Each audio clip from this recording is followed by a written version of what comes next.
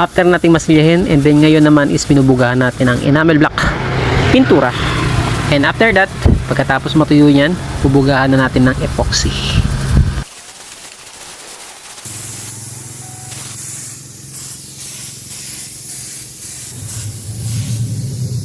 Ang ating first coating.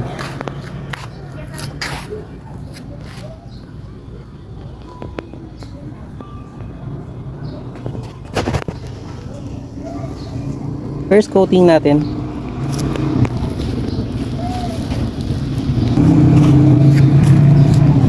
Unang buga ng ating epoxy.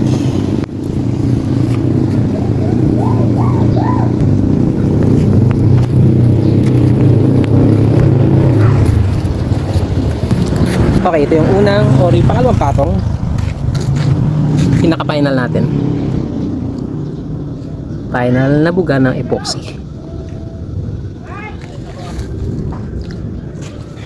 Medyo basa-basa pa siya. Yung last patong natin medyo makakapal na yung buga natin. Kagaya na nakikita nyo. Ayan. Medyo malaki-laki mong pulo. Malalaking tipak.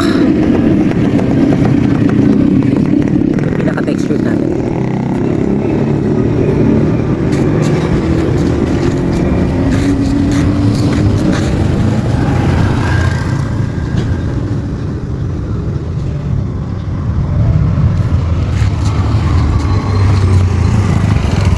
Final coating.